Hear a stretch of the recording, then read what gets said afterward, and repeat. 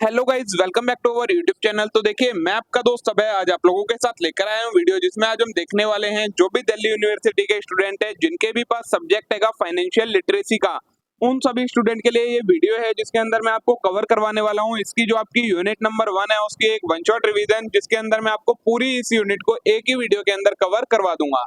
तो बिना देर के शुरू करेंगे हम अपनी आज की वीडियो और देखेंगे इस कंप्लीट यूनिट को। लेकिन उससे पहले अगर आपने अभी तक चैनल को सब्सक्राइब ना करा हो तो चैनल को जरूर सब्सक्राइब कर लेना, वीडियो को लाइक करना मत भूलना, अपने सभी दोस्तों के साथ शेयर करना ना भूलना। इसके जो नोट्स रहेंगे वो पेड नोट्स हैं। अगर आपको ये नोट्स चाहिए तो आपको परचेज करने पड़ेंगे। सिर्फ 129 रुपीज में आपको 4 यूनिट आ रही हैं, चारों यूनिट्स के नोट्स अवेलेबल मिल जाएंगे। अगर आपको नोट परचेज करने हैं तो आप मेरे को व्हाट्सएप या टेलीग्राम पर डीएम कीजिए, वहां से आप इन्हें परचेज कर सकते हैं। तो चलिए शुरू करते हैं हम अपनी आज की वीडियो। यूनिट नंबर 1 है, नाम है आपका financial planning and financial product. इसमें सबसे पहले देखिए क्या चीज पढ़नी है आपको, इंट्रोडक्शन टू सेविंग के बारे में कि सेविंग होती क्या है। तो saving refers to the act of setting aside a portion of one's income और resource for future use rather than spending it immediately. Saving का क्या मतलब होता है, किसी एक पर्सन की इनकम या रिसोर्सेज में से कुछ पोर्शन निकालकर साइड कर देना, जिसे हम अभी खर्च नहीं करेंगे, फ्यूचर में आने वाली नीड्स को पूरा करने के लिए इसको खर्च करेंगे, वो चीज कहलाती है आपकी saving. Saving is an important financial habit that can help individuals achieve their long-term financial goals such as buying house, starting a business, retiring comfortably. Saving क्या है, एक अच्छी फाइनेंशियल हैबिट है जो कि एक इंडिविजुअल की हेल्प करती है लॉन्ग टर्म फाइनेंशियल गोल्स को मीट आउट करने के लिए। अब लॉन्ग टर्म फाइनेंशियल गोल क्या होते हैं, किसी का गोल होता है अपना घर खरीदना, किसी का गोल होता है अपना बिजनेस स्टार्ट करना, या कोई चाहता है जब हम रिटायर हो जाएं तो हम कंफर्टेबली रह सकें। तो ये होते हैं आपके लॉन्ग टर्म फाइनेंशियल गोल। इनको किसकी मदद से पूरा किया जाता है, सेविंग की मदद से पूरा किया जा सकता है। There are various ways to save money such as setting up saving account, creating a budget, automation, saving transfer and cutting back an unnecessary expenses। यहाँ पर कई सारे तरीके होते हैं सेविंग करने के, मनी को सेव करने के। आप सेविंग अकाउंट ओपन कर लें, उसमें डिपॉजिट कर लें, अपना बजट क्रिएट कर लें, डायरेक्टली आपके इंस्ट्रक्शंस के अकॉर्डिंग आपके सेविंग अकाउंट में सेविंग अकाउंट से किसी और अकाउंट में मनी ट्रांसफर होती रहे टाइम टू टाइम, या फिर आप जो आपके अननेसेसरी एक्सपेंसेस हैं उन्हें खत्म कर दें। तो इस तरीके से आप सेविंग कर सकते हैं। Saving allow individual to build a emergency fund for unexpected expenses, invest in their future and achieve financial stability. Saving allow करता है एक इंडिविजुअल को कि वो इमरजेंसी के टाइम पर फंड की रिक्वायरमेंट उसे पड़े अगर, तो उसे फंड्स अवेलेबल मिल जाए। और ये कैसे कर सकता है, वो अपने अननेसेसरी एक्सपेंसेस को कट आउट करके फ्यूचर में इन्वेस्ट करके और अपनी फाइनेंशियल स्टेबिलिटी अचीव कर सकता है वो। By developing a regular saving habit and being mindful of their spending, individual can work toward building wealthy and achieving their financial goal। Regular saving की हैबिट डालकर और माइंडफुल तरीके से, मतलब ध्यान पूर्वक स्पेंडिंग करके या खर्चे करके, एक इंडिविजुअल क्या कर सकता है, अपनी वेल्थ और फाइनेंशियल गोल को अचीव कर सकता है। ठीक है, बेनिफिट क्या क्या होते हैं सेविंग के, तो सबसे पहले आता है financial security. Saving money provide a safety net for unexpected expense such as medical emergency, car repair, job loss. जो सेविंग की मनी होती है वो आपको अनएक्सपेक्टेड एक्सपेंसेस या जो अनएक्सपेक्टेड इवेंट होते हैं उनके टाइम पर फाइनेंशियल सिक्योरिटी या फिर सेफ्टी प्रोवाइड करवाती है। अनएक्सपेक्टेड इवेंट में मान लो कोई मेडिकल इमरजेंसी आ गई, कार रिपेयर का खर्चा, आपकी जॉब चली गई, उस टाइम पर सेविंग आपकी मदद करती है। Having saving can help prevent individual from going into debt to cover this।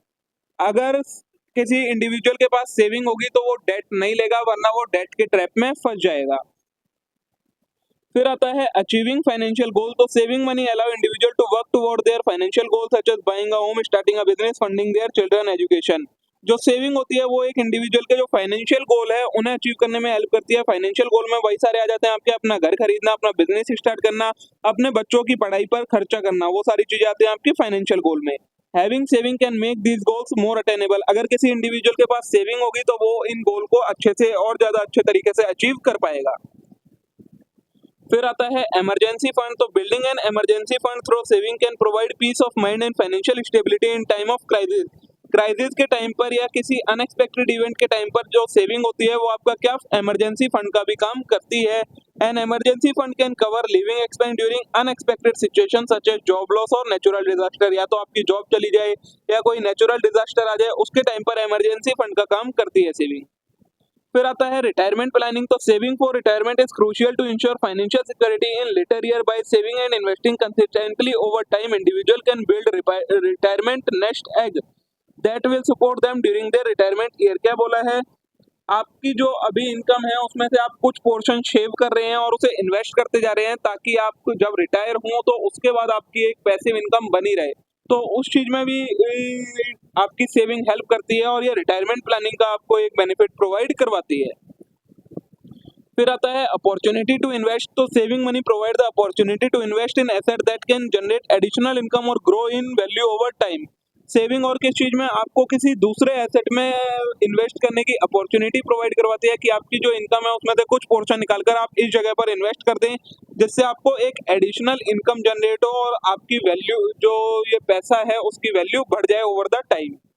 Investments such as stock, bond, real estate, retirement account can help individual build wealth and achieve long-term financial growth। कहाँ कहाँ invest कर सकते हैं? Stocks में, bonds में, real estate में, retirement account में, जिससे क्या होता है आपकी वेल्थ भी बढ़ेगी और आपकी लॉन्ग टर्म ग्रोथ भी होगी। फिर आता है रिड्यूस्ड फाइनेंशियल स्ट्रेस। तो having saving can reduce financial stress and anxiety by providing a sense of financial security knowing that there is money set aside for emergency for future goal can alternative worries about money management. Saving करने से आपका क्या होता है, जो आपका financial stress है वो भी कम होता है, क्योंकि आपको पता होता है कि अगर फ्यूचर में कोई भी अनएक्सपेक्टेड इवेंट, कोई इमरजेंसी आती है तो मेरे पास इतना पैसा सेव हो रखा है कि मैं उसको हैंडल कर लूंगा। तो इस वजह से आपकी एंग्जाइटी नहीं रहती है आपको और आपकी फाइनेंशियल स्ट्रेस कम हो जाती है। ये था आपका सेविंग का कंसेप्ट। नेक्स्ट कंसेप्ट है आपका टाइम वैल्यू ऑफ मनी। तो the time value of money is fundamental concept in finance that refers to the idea that dollar today is worth more than dollar in the future. Time value of money एक important concept है finance की field में, जिसका मतलब क्या होता है, इसको एक लाइन से बता रखा है that dollar today is worth more than dollar in future. मतलब जो आज की वैल्यू है पैसे की वो आपके फ्यूचर के पैसे की वैल्यू से ज्यादा है। This concept is based on principle that money has a time-related value due to factors such as inflation, interest rate, and potential earning capacity of invested fund। ये कंसेप्ट कहता है कि जो मनी है कि उसकी टाइम रिलेटेड वैल्यू होती है, किन फैक्टर्स की वजह से, इन्फ्लेशन की वजह से, इंटरेस्ट रेट की वजह से और अर्निंग कैपेसिटी की वजह से टाइम के अकॉर्डिंग मनी की वैल्यू चेंज होती रहती है। There are two main component of time value of money. अब टाइम वैल्यू ऑफ मनी के अंदर आपके दो कंसेप्ट आते हैं, एक आता है फ्यूचर वैल्यू का, एक आता है प्रेजेंट वैल्यू का। Future value is the value of investment और saving at a specific point in the future taking into account the interest earned and the return on investment. Future value का मतलब क्या होता है, जो आपके पास आज पैसा है उसकी फ्यूचर में किसी एक पॉइंट ऑफ टाइम पर क्या वैल्यू होगी वो चीज कहलाती है आपकी फ्यूचर वैल्यू। इसके अंदर आप इंटरेस्ट अर्न जो होगा इस वैल्यू पर वो और रिटर्न ऑन इन्वेस्टमेंट होगा वो, इन दोनों चीजों को इंक्लूड करके फ्यूचर वैल्यू कैलकुलेट करते हैं। Future value calculation help individual determine how much money their money will grow over time if they save और इन्वेस्टेड। ये इंडिविजुअल को ये जानने में मदद करती है कि जो आज इसके पास इंडिविजुअल के पास पैसा है उसकी फ्यूचर में क्या वैल्यू हो जाएगी, वो कितना ग्रो होगा अगर वो इसे आज सेव या इन्वेस्ट कर देता है। तो फ्यूचर वैल्यू का फॉर्मूला होता है आपका इंटरेस्ट मल्टीप्लाई में 1+r into T and where जहाँ इन्वेस्टमेंट अर्निंग कंपाउंड इंटरेस्ट। जब ये इन्वेस्टमेंट पर इंटरेस्ट कैसा मिल रहा हो आपको, कंपाउंड इंटरेस्ट मिल रहा हो, तो ये वाला फॉर्मूला लगा के फ्यूचर वैल्यू निकलेगी। लेकिन अगर आपको नॉर्मल इंटरेस्ट मिल रहा हो तो आप कौन सा लगाएंगे, I into 1 into r upon T, ये वाला फॉर्मूला आप लगाकर वैल्यू निकालेंगे। आई का मतलब क्या है, इन्वेस्टमेंट के अमाउंट, आर का मतलब है इंटरेस्ट रेट और टी है आपका नंबर ऑफ ईयर्स। ठीक है, नेक्स्ट आता है आपका कंसेप्ट प्रेजेंट वैल्यू का। तो present value is the current value of a future sum of money discounted back to the present at a specific rate of return. आपको फ्यूचर में कोई पैसा मिलने वाला है, आप उस पैसे की आज की वैल्यू निकालना चाहते हैं तो वो कहलाती है आपकी प्रेजेंट वैल्यू। मान लो कोई कह रहा है मैं तुम्हें 10 साल बाद इतना पैसा दूंगा, तो अगर आप उससे ये कहो कि नहीं मेरे को 10 साल बाद इतना पैसा नहीं चाहिए, आज मेरे को इतना पैसा दे दो, तो वो जो आज की वैल्यू है वो कहलाती है आपकी प्रेजेंट वैल्यू। इसको हम डिस्काउंटेड करते हैं एक स्पेसिफिक रेट ऑफ रिटर्न से। Present value calculation help individual determine how much future sum of money is worth in today's term. ये प्रेजेंट वैल्यू है, ये क्या कैलकुलेट करने में मदद करती है एक इंडिविजुअल की कि जो फ्यूचर की ये मनी है उसकी आज की वैल्यू क्या है आज के टर्म्स में, जिसके अंदर हम इन्फ्लेशन और अपॉर्चुनिटी कॉस्ट को कंसीडर करते हैं।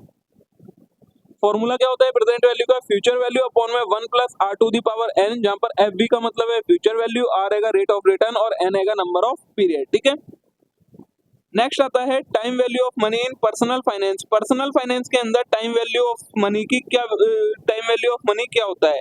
तो in personal finance the time value of money is key concept that affect various aspect of financial planning. Personal finance के अंदर टाइम वैल्यू ऑफ मनी एक ऐसा फैक्टर रहेगा जो हमारे फाइनेंस के जो भी डिसीजन होते हैं फाइनेंशियल प्लानिंग के उन्हें अफेक्ट करता है। Here are few ways in which time value of money is relevant in personal finance। अब कैसे कैसे, तो सबसे पहले बजटिंग एंड सेविंग।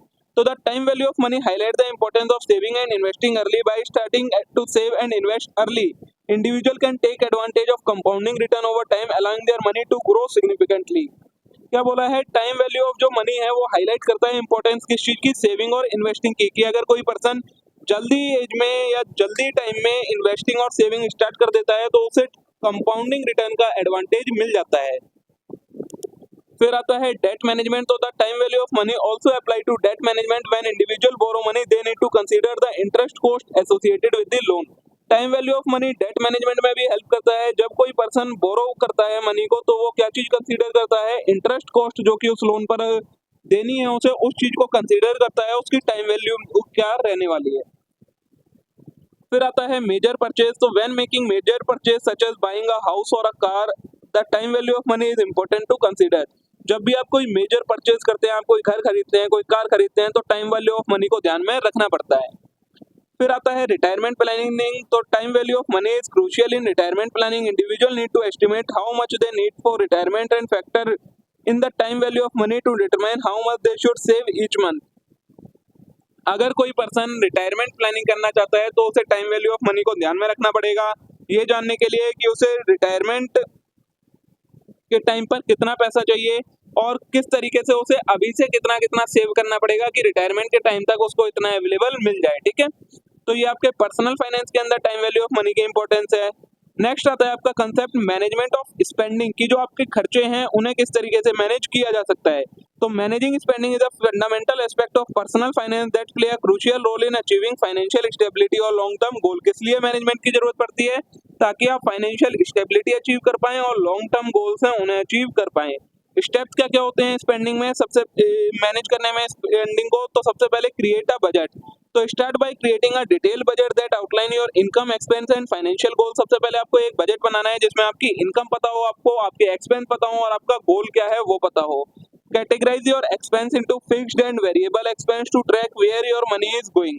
उसके बाद आपको अपने एक्सपेंसेस को कैटेगराइज करना है कि आपके फिक्स्ड एक्सपेंस क्या हैं, आपके वेरिएबल एक्सपेंसेस क्या क्या हैं। A budget help you understand your cash flow and identify area where you can cut back or reallocate fund।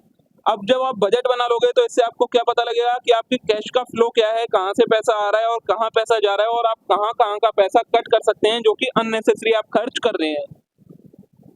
फिर आता है ट्रैक योर एक्सपेंस। तो keep track of your spending by recording all expense whether through a budgeting app, spreadsheet और pen और paper. आपको क्या करना है, फिर सेकंड स्टेप में आपको अपने खर्चों को रिकॉर्ड करना है कि आप कहाँ कहाँ क्या क्या खर्चे कर रहे हैं। वो आप किसी भी चीज की मदद से कर सकते हैं, या तो आप उसे ई फॉर्म में या फिर पेन और पेपर की फॉर्म में उन्हें रिकॉर्ड कर सकते हैं।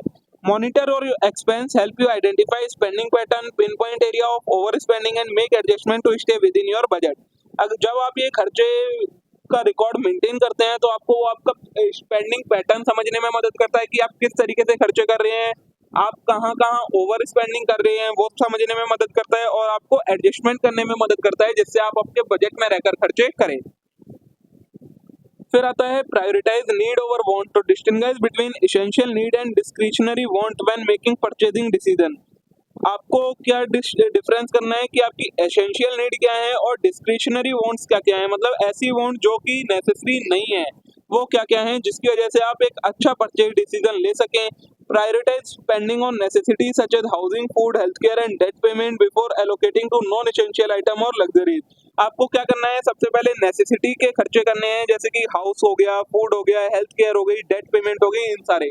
और जो अननेसेसरी एक्सपेंसेस हैं जो एसेंशियल नहीं है उनको बाद में करना है। Consider weather a purchase align with your financial goal before making it. और आपको ये भी ध्यान में रखना है कि जो आप परचेज कर रहे हैं या स्पेंडिंग कर रहे हैं वो आपके फाइनेंशियल गोल्स के अकॉर्डिंग है या नहीं है। फिर आता है यूज कैश और डेबिट कार्ड। तो कंसीडर यूजिंग कैश और debit card instead of credit card for everyday purchase to prevent over spending and accumulating high interest debt. क्या बोला है, आपको जो भी खर्चे करने हैं वो आप या तो कैश से करें या डेबिट कार्ड से करें, क्रेडिट कार्ड का यूज ना करें क्योंकि क्रेडिट कार्ड से आपकी ओवर स्पेंडिंग हो जाती है। Setting a limit on discretionary spending categories and using cash envelope can help control impulse purchase and stay with in budget. आपको एक लिमिट सेट कर लेनी है जो आपकी डिस्क्रिशनरी स्पेंडिंग है। एक एनवलप अलग से रख लेना है कि हाँ मेरे को ये डिस्क्रिशनरी मतलब जो नेसेसिटी वाली स्पेंडिंग नहीं है, नॉन एसेंशियल स्पेंडिंग है, वो इसमें से करने हैं, इससे ज़्यादा मेरे को नॉन एसेंशियल स्पेंडिंग नहीं करनी है। फिर आता है कंपैरिजन शॉपिंग। तो before making a purchase compare price from different retailer और online platform to find the best deal and discount. कोई भी परचेज करते समय आपको अलग अलग रिटेलर और ऑनलाइन प्लेटफॉर्म पर प्राइस चेक कर लेना है, जहां से आपको बेस्ट डील और डिस्काउंट मिले वहां से आपको परचेज करनी है। लुक फॉर सेल कूपन और promotional offer to save money on essential purchase without compromising quality. आपको सेल कूपन प्रमोशनल ऑफर्स का ध्यान रखना है मनी बचाने के लिए, लेकिन ये भी ध्यान में रखना है कि आपकी क्वालिटी कॉम्प्रोमाइज ना हो।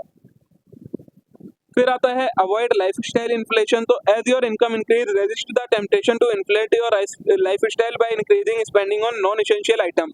अगर आपकी इनकम बढ़ जाती है तो आपको अपनी लाइफस्टाइल के खर्चों को नहीं बढ़ाना है कि अगर इनकम बढ़ गई तो आप नॉन एसेंशियल आइटम पर ज्यादा खर्चा करने लगे। इंस्टेड कंसीडर वेदर सेविंग और investing the additional income to build wealth and achieve long term financial security. इसके बदले में आपको क्या करना है, एडिशनल इनकम जो आई है उसे या तो वेल्थ बनानी है अपनी, या फिर उसे लॉन्ग टर्म फाइनेंशियल सिक्योरिटी के लिए इन्वेस्ट कर देना है।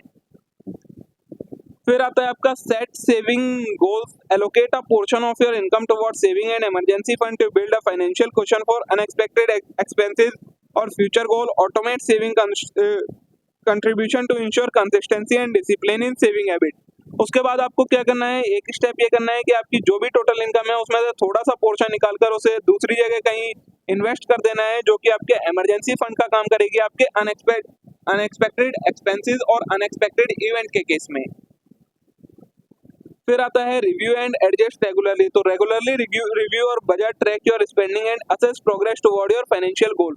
उसके बाद आपको क्या करना है, जो आपका बजट है उसका रेगुलरली रिव्यू करना है, उसे चेक करना है, अपनी स्पेंडिंग को ट्रैक करना है और ये देखना है कि आपके फाइनेंशियल गोल्स जो आपको अचीव करने थे वो अचीव हो रहे हैं या नहीं हो रहे। Make adjustment as needed to accommodate change in income, expense और फाइनेंशियल प्रायोरिटी। और अगर किसी भी चीज में डिफरेंस होता है तो उसके लिए आपको फिर उसमें एडजस्टमेंट करने की जरूरत पड़ेगी। ठीक है, तो ये आपके 8 स्टेप होते हैं किस तरीके से आप अपने खर्चों को मैनेज कर सकते हैं। नेक्स्ट आता है आपका फाइनेंशियल डिसिप्लिन। तो फाइनेंशियल डिसिप्लिन इज अ की concept of managing money effectively and achieving financial stability. Financial discipline क्या होता है, आप अपनी मनी को इफेक्टिवली मैनेज करना जिससे आप फाइनेंशियल स्टेबिलिटी अचीव कर पाए, वो कहलाता है financial discipline. It involve developing healthy financial habit, making responsible spending decision and staying committed to your financial goal. इसके अंदर आपकी क्या क्या चीजें इन्वॉल्व होती हैं, एक हेल्दी फाइनेंशियल हैबिट, स्पेंडिंग से जो भी रिलेटेड डिसीजन है वो रिस्पॉन्सिबल तरीके से लेना और अपने फाइनेंशियल गोल के लिए कमिटेड रहना, मतलब उन्हें अचीव करने के लिए रेडी रहना। अब आप किस तरीके से फाइनेंशियल डिसिप्लिन अचीव कर सकते हैं, या फिर पहला आएगा create a budget and stick to it. तो stabilize a budget that reflect your income, expense, saving goals and debt repayment. Follow your budget diligently and track your spending to ensure that you stay within your financial limit. सबसे पहला step वही है, आपको budget बनाना है अपनी income, expense और saving goals का, और उसके बाद उसे ट्रैक करते रहना है कि आप कैसे जो खर्चे कर रहे हैं वो आपके बजट के अकॉर्डिंग है या नहीं है। फिर है अवॉइड इम्पल्स परचेज। तो resist the urge to make impulse purchase by practicing mindful spending before buying something. Ask yourself if it align with your budget, priorities and long term financial goal. आपको किसी भी तरीके की impulse purchase को avoid करना है, किसी भी तरीके की ऐसी परचेज नहीं करनी है जो जरूरी ना हो। फिर आता है लिमिट क्रेडिट कार्ड यूज। वही सारे ऊपर वाले स्टेप हैं, आपको क्रेडिट कार्ड का यूज नहीं करना है क्योंकि उससे ओवर स्पेंडिंग होती है, आपको डेबिट कार्ड या कैश का यूज करना है। फिर बिल्ड एन इमरजेंसी फंड। उसके बाद आपके नेक्स्ट स्टेप वही है, आपको अपनी इनकम में से थोड़ा सा पोर्शन सेट असाइड कर देना है एज अ इमरजेंसी फंड, जो अनएक्सपेक्टेड इवेंट के केस में आपकी हेल्प करेगा। फिर आता है सेट क्लियर फाइनेंशियल गोल। तो define specific financial goal that are meaningful to you, such as saving for down payment on house, paying off debt for और funding your retirement. Break down your goal into manageable step and track your progress regularly. उसके बाद आपको अपना financial goal set करना है कि आप कहाँ अपनी मनी का यूज करने चाहते हैं। आपको हाउस के लिए पेमेंट करनी है, डेट की पेमेंट करनी है, या रिटायरमेंट के लिए फंड क्रिएट करना है, और फिर उसका ब्रेक डाउन करना है और उसे अच्छे से ट्रैक करना है। फिर है ऑटोमेट सेविंग। तो making a saving a priority by setting automatic transfer from your checking account to your saving और इन्वेस्टमेंट अकाउंट। आपको एक क्या हैबिट करनी है, एक ऐसा अकाउंट मेंटेन करवाना है बैंक में कि जो आपका रेगुलर सेविंग, जो आपका रेगुलर अकाउंट है जिसमें आपकी इनकम आती है, उसमें से टाइम टू टाइम अपने आप आपकी इंस्ट्रक्शंस के अकॉर्डिंग थोड़ा सा पोर्शन निकलकर आपके दूसरे अकाउंट में या दूसरी जगह पर जाकर अपने आप इन्वेस्ट हो जाए, आपको उसे ट्रांसफर ना करना पड़े। फिर आता है मॉनिटर और प्रोग्रेस। आपको अपने इस बजट का रेगुलरली मॉनिटर करना है और अगर कोई डिफरेंस आता है तो उसे आपको एडजस्ट करना है। फिर प्रैक्टिस डिलेड ग्रेटिफिकेशन, तो learn to delay immediate gratification for long term financial reward, consider the trade off spending on now worth saving for future goal. फिर आता है एजुकेट योरसेल्फ, तो increase your financial literacy by reading book, attending workshop और seeking advice from financial professional. Understanding personal finance concept can empower you to make informed decision and manage your money effectively. आपको अपने आप को educate करना है, financial literacy की अपनी knowledge बढ़ानी है, अलग अलग बुक्स को रीड करके, वर्कशॉप अटेंड करके, फाइनेंशियल प्रोफेशनल की एडवाइस लेकर, जिससे आप क्या कर सके, अपने मनी को अच्छे से इफेक्टिवली मैनेज कर सकें। फिर आता है स्टे मोटिवेटेड, तो stay motivated by visualizing the benefit of financial discipline such as achieving financial independence, reducing stress, building wealth for the future, celebrate small victories along the way to stay inspired. आपको motivated रहना है, visualize करना है, अपने benefit देखने हैं financial discipline के, financial independence को अचीव करना है, अपने रिड्यूस स्ट्रेस को कम करना है और एक वेल्थ बिल्ड करनी है अपने लिए, ठीक है। तो इस तरीके से आप क्या कर सकते हैं, ये आपके स्टेप्स हो गए जिसकी मदद से आप फाइनेंशियल डिसिप्लिन अचीव कर सकते हैं।